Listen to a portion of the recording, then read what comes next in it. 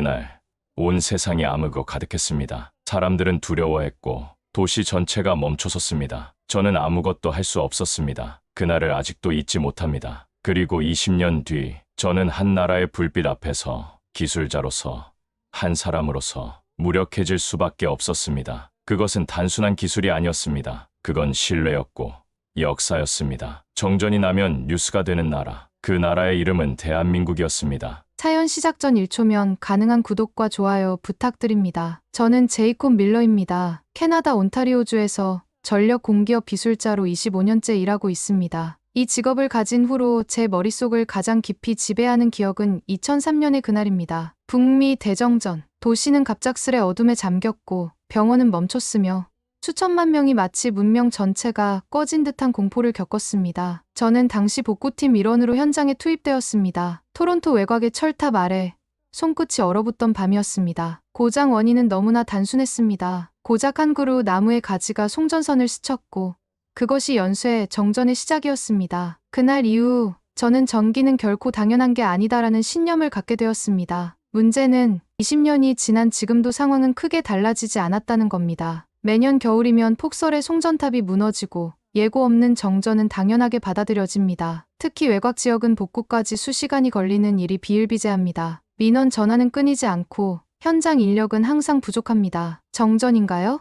예, 3시간쯤 걸릴 겁니다. 이 말을 입에 달고 살면서도 저는 기술자로서 아무런 자부심을 느낄 수 없었습니다. 후배들은 입사 3년 만에 떠나고 남은 동료들은 하루하루를 버텨낼 뿐입니다. 장비는 노후했고 정책은 항상 몇 년씩 늦게 따라옵니다. 얼마 전엔 정전 사고 보고서를 쓰다 말고 문득 이런 생각이 들었습니다. 이게 정말 선진국 시스템이 맞나? 자조에 가까운 탄식이었습니다. 어떤 날은 출근길 도로에서 신호등이 꺼져 있었습니다. 평소라면 그리 놀랄 일도 아닌데 그날따라 유난히 허탈했습니다. 저는 무심코 라디오를 틀었고 방송에서는 미래형 전력망에 대한 해외 학회 소식을 전하고 있었습니다. 순간 웃음이 나왔습니다. 미래라니요.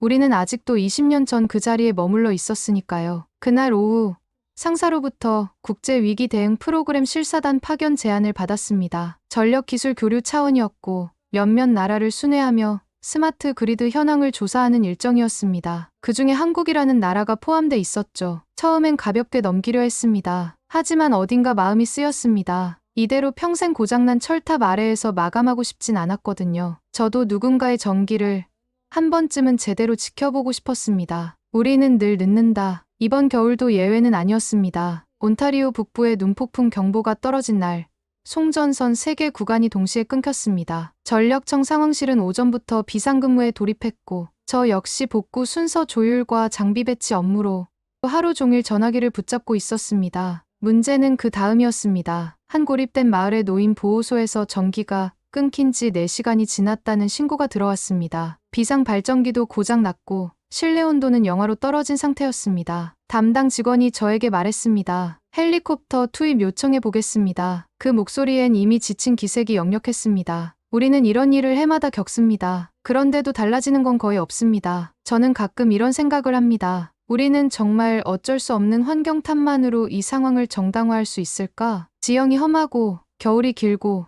기후가 예측 불가하다는 건 다 알지만 기술자는 탓하기 위해 있는 사람이 아니지 않습니까? 적어도 저는 그렇게 배웠습니다. 며칠 뒤 회사 게시판에 정년 퇴직자 명단이 올랐습니다. 낯익은 선배들의 이름 사이로 아직 젊은 동료 한 명이 퇴사 신청서를 냈다는 소식이 들려왔습니다. 그는 저보다 15살은 어렸고 입사 5년 만에 포기했습니다. 제이콥, 나 전력 기술에 꿈이 있었어. 근데 현실은 회로도 한 장 바꾸려면 위에서 3단계 승인 받아야 해. 겨울엔 그냥 버텨야 한다고 하고 그의 말에 저는 아무 대답도 할 수 없었습니다. 어느 날 사무실 회의에서 스마트 그리드 적용 가능성이라는 주제가 나왔습니다. 제가 말했습니다. 우리가 그걸 도입하긴 할 텐데 아마 10년은 더 걸릴 겁니다. 회의실은 잠시 정적에 잠겼고 상사는 피곤한 얼굴로 고개만 끄덕였습니다. 우리는 늘 늦습니다. 늦게 보고하고 늦게 대응하고 늦게 도입합니다. 그걸 너무 잘 알기에 제가 전력망 이야기를 하면 사람들은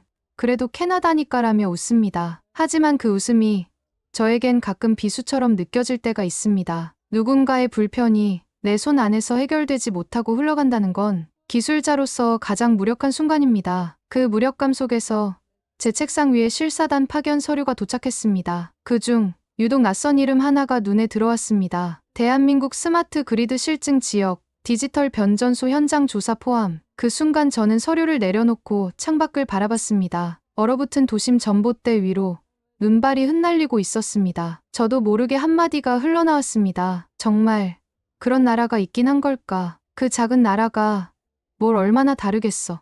실사단 파견이 확정되었다는 메일을 받은 날, 저는 복잡한 감정에 휩싸였습니다. 출국까지는 아직 열흘이 남아 있었지만 마음은 벌써부터 뒤숭숭했습니다. 오랜만에 타는 장거리 비행, 낯선 나라, 낯선 언어, 그리고 낯설게 들리는 평가, 세계 최고 수준의 전력망. 솔직히 말해 반쯤은 농담 같았습니다. 식당에서 점심을 먹으며 동료 스티브가 물었습니다. 한국 간다며? 요즘 기술 잘 나간다더니 직접 확인하겠네? 저는 숟가락을 내려놓고 말했습니다. 그 작은 나라가 뭘 얼마나 다르겠어. 그들도 결국 변전소엔 철탑 있고 송전선은 바람에 흔들릴 테고 그래도 한번 확인은 해보자. 스티브는 웃으며 말했습니다. 근데 요즘은 AI가 전력망도 조절한다던데. 저는 어깨를 으쓱였습니다. AI 눈 쌓인 송전탑도 치워주나. 전력은 말이지. 예측보다 복구가 중요해. 말은 그렇게 했지만 마음 한편이 묘하게 찜찜했습니다. 뉴스나 보고서로만 접했던 단어들이 자꾸만 머릿속을 맴돌았습니다. 배전망 자동 복구, 디지털 변전소, 이 모든 것들이 진짜 존재할 수 있을까? 아니, 존재한다고 해도 일상에서 제대로 작동할까? 저는 단 한 번도 그런 기술을 현실로 본 적이 없었습니다. 짐을 싸며 노트북을 가방에 넣던 저녁, 아내가 물었습니다. 한국은 안전하대?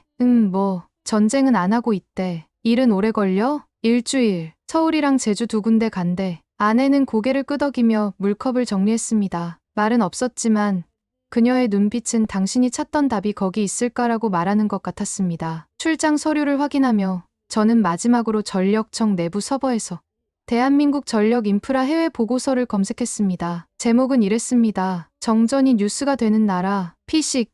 웃음이 났습니다. 우린 아직도 정전이 공지사항이 되는 나라였거든요. 비행기 출발은 새벽 6시. 잠을 설친 채 공항으로 향하는 택시 안에서 저는 창밖 눈발을 바라봤습니다. 그날도 신호등 하나가 꺼져 있었습니다. 그리고 그 어둠 속에서 저는 작게 혼잣말을 했습니다. 그래, 가보자. 다르다면 다르다는 걸 내 눈으로 직접 보고 오자. 비행기는 정시에 도착했습니다. 차창 밖으로 보이는 거리는 깔끔했고 정돈된 도심은 어딘가 기계적으로 정숙했습니다. 공항에서 실사단 일행들과 합류한 뒤 우리를 태운 전용 차량은 서울 외곽의 한 에너지 기술 연구소로 향했습니다. 처음으로 본 것은 도로 양옆에 매설된 초고압 지중선로를 추적하는 시스템 디스플레이였습니다. 이 구간은 345kV 송전선로입니다. 눈보라가 와도 노출되는 철탑이 없기 때문에 장애 요소가 거의 없습니다. 설명을 듣는 순간 저는 고개를 끄덕이면서도 속으론 이렇게 생각했습니다. 그래, 깔끔하지. 하지만 그게 다야. 문제는 실제 상황에서 어떻게 작동하느냐지.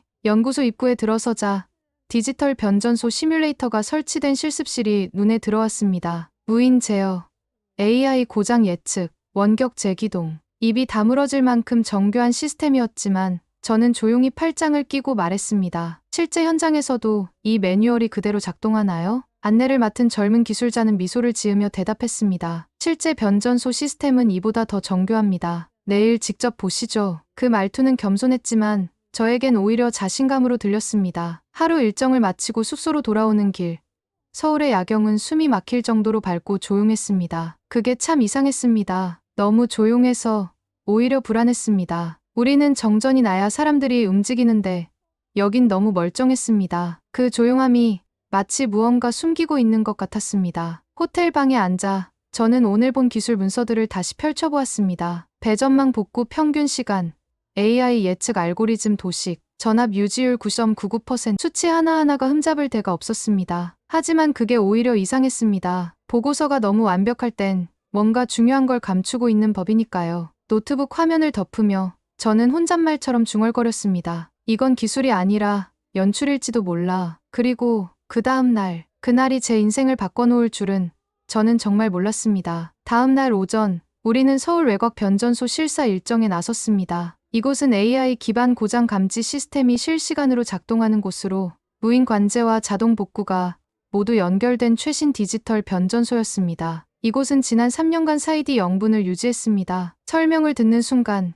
저는 미간을 찌푸렸습니다. 영분, 거긴 사람이 사는 곳이 맞나? 캐나다라면 시골 마을 하나라도 평균 3-4시간은 끊기고 난 뒤에나 복구가 시작됩니다. 이 수치는 너무 비현실적으로 느껴졌습니다. 그러던 중 예상치 못한 일이 벌어졌습니다. 현장 관계자가 긴박하게 무전기를 받더니 말했습니다. 3번 회로에서 과전류 감지됐습니다. 고장 구간 추적 중입니다. 저는 그제야 등을 기대고 자세를 고쳐 앉았습니다. 드디어 실제 상황이다. 이제 진짜가 나온다. 마치 시험을 마주한 학생처럼 묘한 기대와 의심이 교차했습니다. 그리고 정확히 6초 후 모니터 화면 상단에 붉은 경고창이 떴고 자동으로 회로 격리가 이루어졌습니다. 백업 송전망이 작동하며 전력 흐름이 우회되었고 전체 공급은 단 1초도 끊기지 않았습니다. 저는 순간 말문이 막혔습니다. 지금 수동 제어는 안 하셨죠? 한국 기술자는 고개를 끄덕였습니다. AI가 사전에 학습한 알고리즘에 따라 자동 대응한 겁니다. 상황 발생에서 우회 전환까지 평균 5에서 7초 이내에 처리됩니다. 6초, 단 6초 만에 고장 지점을 찾아내고 문제 구간을 격리하고 대체 공급망을 작동시키는 시스템. 캐나다에선 같은 상황이면 현장 출동만 40분, 복구는 2-3시간은 걸립니다. 그 차이가 뼛속까지 느껴졌습니다. 무언가가 무너졌습니다. 그리고 무언가가 다시 세워지는 느낌이었습니다. 그 짧은 시간 동안 나는 20년을 다시 살아낸 기분이었습니다. 폭설 속에서 얼어붙은 송전탑을 올려다보던 제 모습, 정전으로 고립된 노인 보호소에서 무전기를 붙잡던 동료의 얼굴, 그리고 늘 변하지 않을 거라 믿었던 시스템에 대한 체념까지. 모든 것이 그 6초 안에서 와르르 무너졌습니다. 그날 오후 버스로 숙소로 돌아오는 길에 누군가가 제게 말을 걸었습니다. 오늘 현장 어땠어요? 제이콥, 저는 창밖을 바라보며 대답했습니다. 한 번도 본 적 없는 풍경이었어요. 그리고 솔직히 말해 좀 혼란스럽군요. 그날 밤 저는 호텔방에 앉아 하루 종일 머릿속을 떠나지 않던 6글자를 검색창에 입력했습니다. 대한민국 전력 역사. 의외로 가장 먼저 눈에 들어온 건 1948년 5월 소련이 남쪽으로 보내던 전기를 일방적으로 끊었다는 문장이었습니다. 당시 남한은 발전소도 없었고 전선도 북한에서 내려오던 거 하나뿐이었습니다. 그 하나가 끊기자 도시는 멈췄고 시민들은 어둠 속으로 걸어갔다고 했습니다. 1948년 전기는 무기였고 어둠은 정치였다는 사실에 저는 숨이 막혔습니다. 그리고 이어진 한국전쟁. 그나마 남아있던 송전시설은 모두 파괴되었고 아이들은 다시 촛불 아래에서 숙제를 했으며 병원은 호롱불 아래에서 생명을 이어갔다고 했습니다. 기사를 하나씩 읽으며 저는 어느새 등을 기대고 말없이 화면을 바라보고 있었습니다. 이건 기술이 아니었습니다. 회복이었고 자존심이었고 국가적 기억이었습니다. 1950년대 후반 한국 정부는 전봇대를 하나씩 세우기 시작했고 1978년 고리 원자력 1호기가 가동되며 한국은 처음으로 자기 손으로 만든 전기를 전국에 퍼뜨릴 수 있게 되었습니다. 그 기록들 사이에 한 작은 마을에 전기가 처음 들어왔던 날, 마을 전체가 잔치를 벌였다는 짧은 기사 한 줄이 있었습니다. 사진 속 노인이 두 손을 모으고 전등을 바라보던 그 표정을 저는 지금도 잊을 수 없습니다. 전기를 처음 본 표정, 그게 기술자에게 무엇을 의미해야 하는지 그 순간에야 저는 비로소 깨달을 수 있었습니다. 보고서를 덮고 저는 천천히 불을 껐습니다. 그런데 방은 어둡지 않았습니다. 창밖에서 들어오는 서울의 야경이 방 안을 은은하게 비추고 있었거든요. 그 불빛이 어쩌면 그날 전기를 처음 본 노인의 기쁨과 이어져 있다는 생각이 들었습니다. 그냥 발전소를 만든 게 아니었구나. 이건 어둠을 이겨낸 이야기였구나. 그 밤, 저는 평소보다 조금 더 오래 불을 끄지 않은 채로 앉아 있었습니다. 다음 일정은 한국전력 본사에서 진행된 실무 간담회였습니다. 회의실에 앉자마자 가장 먼저 소개된 자료는 예상 밖이었습니다. PPT 화면엔 이렇게 적혀 있었습니다. 디지털 변전소 솔루션 수출국, 대만, 콜롬비아, 미국 적용 검토 중. 저는 슬며시 팔짱을 풀었습니다. 진짜였어. 이 사람들, 자기들 기술을 팔고 있는 거였어. 프레젠터는 차분한 어조로 설명했습니다. 2018년 미국 전력 시험기관과 디지털 변전 기술 이전 계약을 체결했습니다. 2020년 대만 전력공사에 2021년엔 콜롬비아에 솔루션을 수출했고요. 현재 남미 전역으로 확산 중입니다. 누군가 질문했습니다. 그런 기술을 단독 개발하는데 얼마나 걸렸습니까? 10년이요. 독자 개발입니다. 그 말을 듣는 순간 저는 멍해졌습니다. 우리는 그 기술을 수입조차 하지 못하고 있었으니까요. 예산도, 인력도, 결정도 모두 느려졌고 현장의 소리는 번번이 보고서 한 줄로 걸러졌습니다. 그 순간 제 옆자리에 한국 연구원이 조심스럽게 말을 건넸습니다. 혹시 귀국 후에 적용을 고려하신다면 차례별 데이터를 제공해 드릴 수도 있습니다. 같이 검토해 보시겠어요? 저는 잠시 말을 잇지 못하다가 고개를 끄덕였습니다. 네, 부탁드립니다. 사실 저희는 아직 시작조차 못한 상태입니다. 회의가 끝나고 나오는 길, 엘리베이터 안에서 저는 생각했습니다. 우린 이 기술을 가능한가라고 묻는 사이에 이 나라는 이미 어디까지 갈 수 있나를 묻고 있었던 거야. 그날 밤, 저는 손에 쥔 브로셔를 몇 번이나 다시 읽었습니다. 콜롬비아 사례, 대만 적용 상황, 스마트 미터 수출 통계, 그리고 말레이시아에서 진행 중인 에너지 저장 시스템 도입건까지 그 숫자들이 낯설지 않게 느껴졌습니다. 아니, 이상하게도 그 모든 지표 속에서 저는 기술이 아니라 자신감을 받습니다. 그건 바로 무너졌던 걸 다시 일으켜본 사람만이 가질 수 있는 자신감이었습니다. 서울 마지막 날, 저는 잠시 혼자만의 시간을 얻어 한강 근처를 걸었습니다. 봄바람이 코트를 흔들었고 멀리서 고층 빌딩 창들이 하나둘 불을 밝히기 시작했습니다. 제가 멈춰선 곳은 성수대교 아래 작은 쉼터였는데 그곳엔 아무 말 없이 불빛을 바라보는 사람들이 여럿 있었습니다. 어린아이를 아는 아빠, 퇴근길 커피를 마시는 회사원, 그리고 그냥 말없이 앉아있는 노인 한 분. 그때 문득 제 머릿속에 어떤 장면이 스쳤습니다. 며칠 전 밤, 한국의 전력 자립 역사를 읽으며 봤던 전등을 올려다보며 두 손을 모으고 있던 사진 속 노인의 표정. 그 표정과 지금 제 눈앞에 있는 노인의 얼굴이 묘하게 겹쳐졌습니다. 도대체 이 나라 사람들은 그 빛을 위해 얼마나 긴 어둠을 견뎠던 걸까? 이 불빛은 그냥 전기가 아니었습니다. 이건 누군가가 언젠가 반드시 지켜내고 싶었던 그 하루의 평범함이었습니다. 정전이 뉴스가 되는 나라. 그 말이 처음엔 허세처럼 들렸는데 이제는 눈물이 날 만큼 정확한 정의였습니다. 숙소로 돌아오는 차 안에서 한국 직원이 우스갯소리로 말하더군요. 우린 불 나가면 아파트 단톡방이 먼저 울려요. 그리고는 웃으며 덧붙였습니다. 그래도 고장 나면 곧 돌아와요. 그게 신기하긴 해요. 그 말을 듣는 순간 제 가슴이 이상하게 먹먹해졌습니다. 우리에겐 너무 당연하지 않았던 일상이 여기선 당연해질 수 있도록 만든 사람들이 있다는 사실이, 지금까지 내가 전기를 단순한 서비스로만 여겼던 지난 세월이 조금은 부끄러워졌습니다. 비행기 탑승을 기다리며 활주로를 바라봤습니다. 서울의 불빛이 멀어질수록 내 마음속엔 하나의 문장이 조용히 떠올랐습니다. 이건 빛이 아니었다. 이건 신뢰였다. 그리고 한국은 그 신뢰를 만든 나라였다. 귀국 후 첫 출근 날, 저는 사무실에 들어서자마자 커피를 내려 마셨습니다. 여느 때와 똑같이 지친 공기,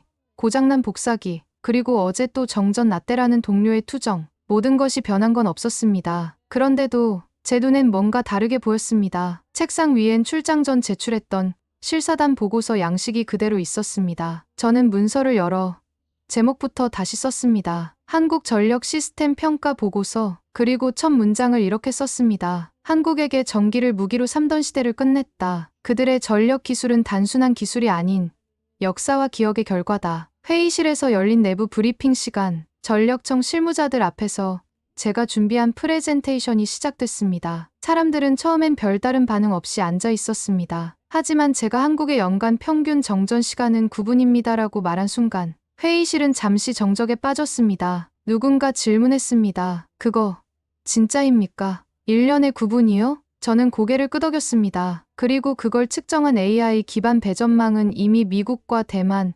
콜롬비아에서 적용되고 있습니다. 우리가 그 기술을 논의하는 사이 그들은 이미 수출하고 있습니다. 슬라이드 한 장이 넘어가고 서울 외곽 변전소에서 6초 만에 복구됐던 그날의 장면이 재생되었습니다. 그리고 저는 말을 이어갔습니다. 우린 복구를 이야기하지만 그들은 예방을 이야기합니다. 우리는 고장을 보고하지만 그들은 고장을 예측합니다. 회의가 끝나고 동료 몇몇이 다가와 말했습니다. 진짜 그렇게까지 됐어. 그 나라? 응.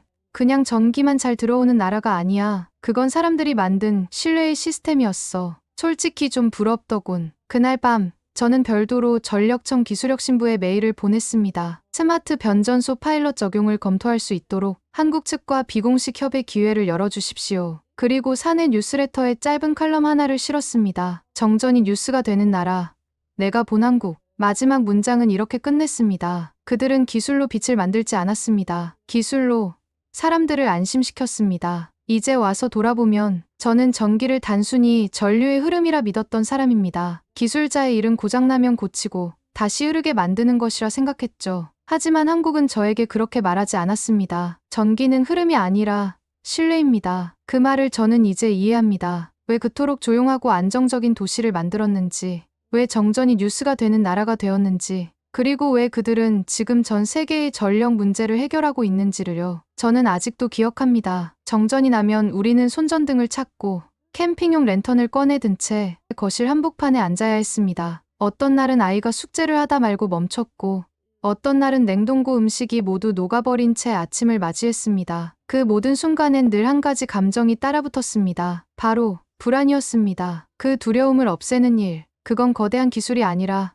꾸준한 의지에서 시작되는 거였습니다. 한국은 그렇게 해냈습니다. 식민지와 전쟁, 그리고 단전의 시대를 지나 이제는 세계가 부러워하는 빛의 나라가 되었으니까요. 그 빛은 단순히 눈을 밝히는 빛이 아닙니다. 사람의 삶을, 일상을, 믿음을 지켜주는 불빛입니다. 저는 그 빛을 한국에서 받고 그걸 제 나라에도 전하고 싶어졌습니다. 전기는 흐름이 아니라 마음이고 한국은 그 마음을 지켜낸 기술 강국이었습니다. 가장 평범한 밤을 가장 확실하게 지켜낸 나라, 정전이 뉴스가 되는 나라, 불빛을 기술로가 아닌 신뢰로 만든 나라, 그것은 바로 대한민국이었습니다. 오늘 사연에 대한 여러분의 생각을 댓글로 남겨주세요. 감동뭉클에서는 여러분의 소중한 마음을 모아 사연 주인공들에게 전해드리고 있습니다. 여러분 주변에 감동적이거나 재미있는 실제 사연들을 제보받고 있으니 언제든 저희 공식 메일로 제보해주세요. 오늘 들려드린 사연에 공감하셨다면 구독과 좋아요 눌러주시고 주변 분들과도 공유해주세요. 여러분의 작은 관심과 응원이 더욱 좋은 콘텐츠를 만드는 데 큰 힘이 됩니다. 오늘도 여러분의 하루의 작은 즐거움이라도 되었기를 바라며 지금까지 감동뭉클이었습니다. 끝까지 시청해주셔서 감사합니다. 다음에 더 감동적인 사연으로 찾아뵙겠습니다.